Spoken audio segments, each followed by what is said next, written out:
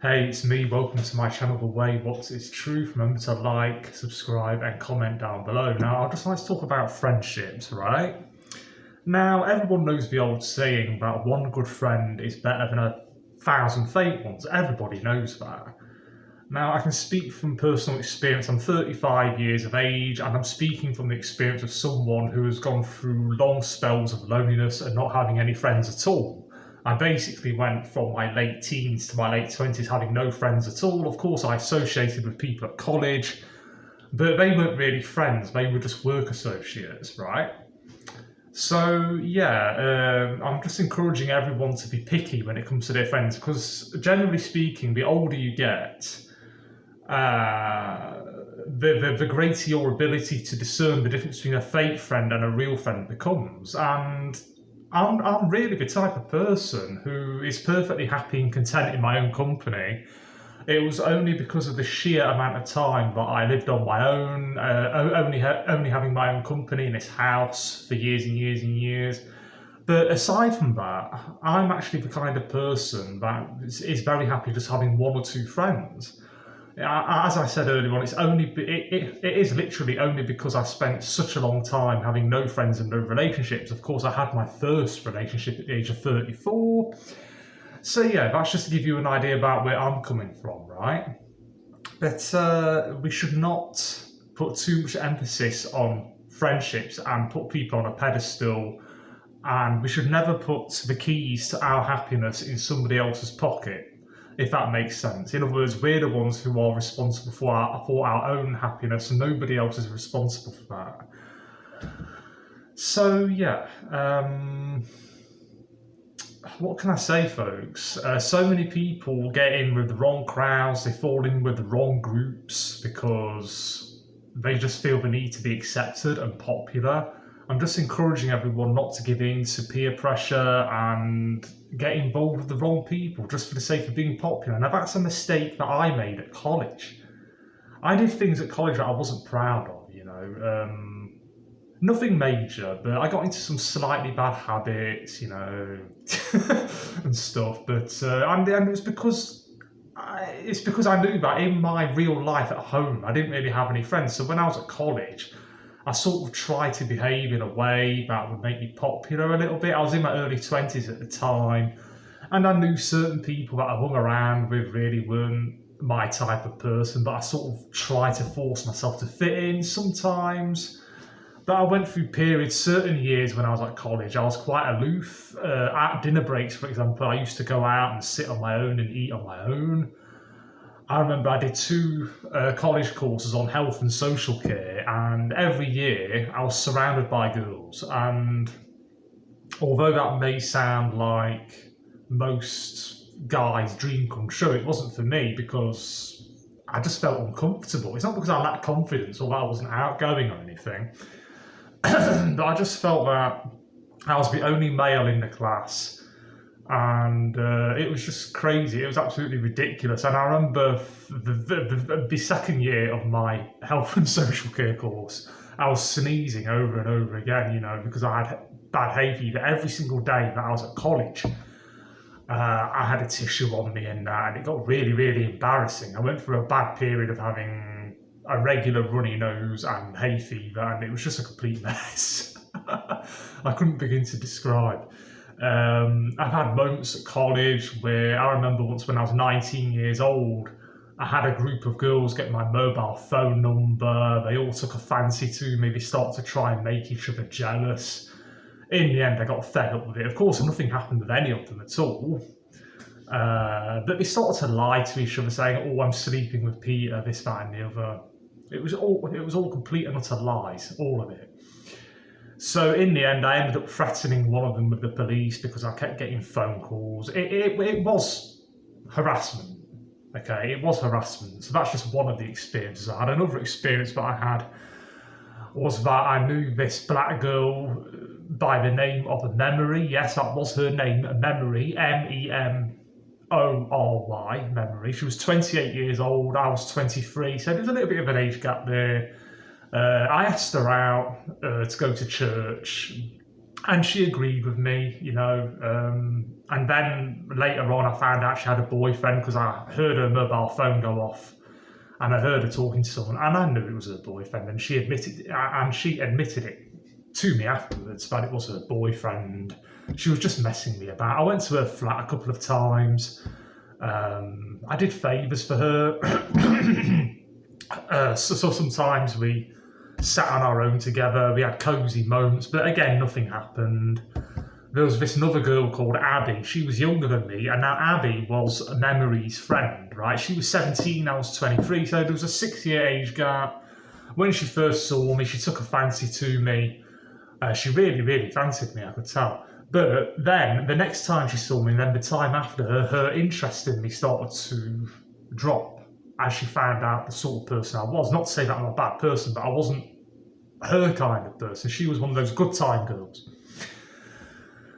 That doesn't mean to say I don't want a good time or anything, but I just wasn't living like the way she did. We weren't compatible with each other, and I was et up about it for the whole year. I was so et up about it. I was like borderline obsessed with this what amounts to just a silly, young, inexperienced girl. Yeah, I got so worked up about it for about a year and a half. And at the age of 23, I thought I was clever then. I actually thought I was mature and wise. I wasn't, man. I was so naive at the age of 23. And even at the age of 24 and 25 as well, I was so naive. So I'm just trying to give you the benefits of my years and years of experience here. To never get fixated on someone, and never to... there's more to life than friends. Yeah, I mean, I'm the sort of person that's always wanted to have at least one or two good friends, because I believe that friendships come in all different guises, and I'm a firm believer that friendship should be for life. But at the same time, some people come into our lives and just stay for a short period of time. Other people come into our lives and stay for let's say, a moderate period of time, and other people stay for a lifetime. You know, sometimes we can learn things from people and then they move on and go somewhere else. We can learn life lessons from certain people. So we all need to be flexible and relaxed and not get too et up about it. If we know someone, for example, and they abandon us or they decide to have nothing to do with us anymore, that's their decision. We shouldn't allow it to affect our self-esteem or our confidence or our self-worth. In my case, when people have abandoned me in the past, I took it rather personally, and I got angry, I got upset because of the sheer amount of loneliness and the sheer amount of time that I'd spent on my own. I've always lived on my own ever since I was in my late teens, okay? I've gone for the majority of my life with no friends whatsoever. I had my first relationship at 34, so that's why I reacted the way I did, and I should imagine that a lot of people would have done. A lot of people would, in fact, a lot of people would not have handled it as well as I did. I've never turned to drugs. I never turned to drink to cope with my depression and loneliness. I always turned to prayer and to God and to the Bible. That's what I turned to. That's not me to say that I use God as a crutch. I don't. But because of my belief in the Lord Jesus Christ as my personal Lord and Saviour, and I also believe that He richly provides what we want in the end, even if it takes longer than what we would like to have done. And He has a knack of getting the people into our lives that He wants us to have something to do with. Remember what I said earlier on? That one good friend is better than 1,000 fake ones. I'm the sort of person, if I've just got one good friend, I'm fine.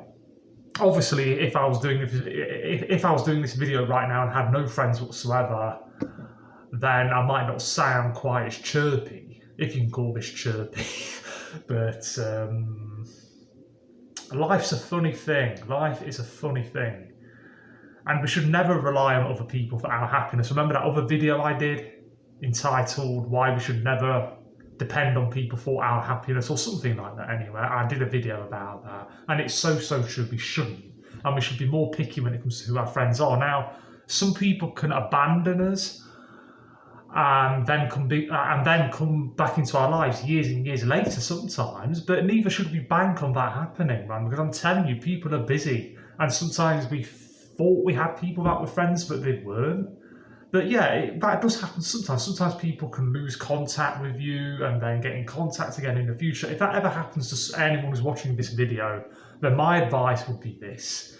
would be that definitely welcome them back into your life. Don't go crazy and say, well, how come you've spent all this time not contacting me? You know, like not phoning me, not texting me, or whatever it may be. Just be friendly but cautious, okay? We shouldn't allow ourselves to be too open to people that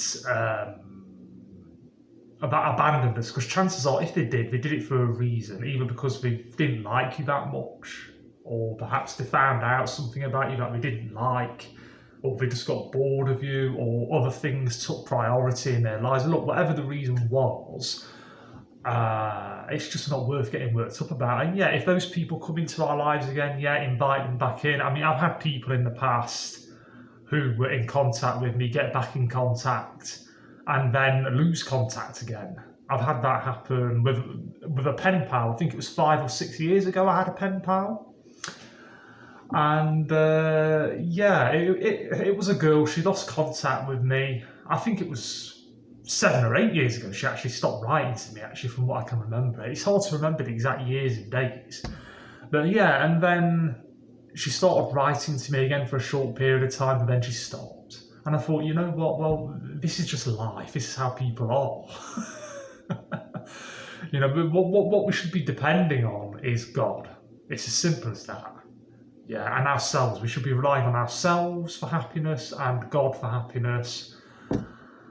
And you know what? There is something I've learned now. Sometimes it's easier to let people go. Sometimes it's easier to have nothing to do with someone that we've had something to do with in the past, because it's inconvenient for us to get in contact with them, or it's too frightening, or it's just too... Perhaps we're not sure about someone, or we think, okay, well, this person's interesting, but what's the point of getting in touch with them? Does it really serve any purpose? Where will it lead? You know what I'm saying? To what end? If that's the case, then my advice to you would be to carry on not contacting that person, because that is the best option for many, many people. It's so much easier to play it safe. If we're not sure about someone or something, then yeah, definitely play it safe and don't contact them. So let's say, for example, if I had a friend that I was in contact with years and years ago, and I stopped contacting them for whatever reason, not that I've ever really done this all that much in my life, not a lot, once or twice I have, but I had a good reason to do so. I had a good reason for cutting off contact with those people, because I thought, okay, they're not too bad or whatever, but I don't really want to be friends with them. And one took it badly and the other didn't. But that's just how it is. And I'm just encouraging everyone to graciously accept it when people come into our lives and then go out again, because being possessive and getting angry and et up isn't the way to go. Now, as I said earlier on, because of my years and years of loneliness and depression, that made it very difficult for me, because when you're already lonely and depressed, you tend to take things very, very personally. I'm just encouraging everyone not to do that, because we should be trusting in God and relying on ourselves for happiness. And of course, if we've got family that we can talk to as well, that helps an awful, awful lot, yeah? So I hope you've enjoyed the video, and remember that we should treat friendships like we would relationships. Being single, for example, is much, much better than being in a bad relationship. And it's the same with friendships, right? Having no friends, like what I've experienced for many, many years, is far, far better than having the wrong kind of friends, even if it's just one friend who isn't a good friend, okay? We need to stay level-headed. Yeah, but not everyone can be like me. As I said earlier on, I'm quite happy in my own company, despite my years and years of loneliness and depression. My loneliness and depression was not caused by being needy, or because I'm someone who always needs to be in a relationship, or someone who always needs to have friends. Quite the opposite, actually. I'm not that kind of person. It was only because of the sheer amount of time that I went through it that I ended up feeling that way. Anyway, I hope and pray that this video has helped someone. I'll see you on the next one. Bye bye and take care. And yes, remember to like, subscribe, and comment down below.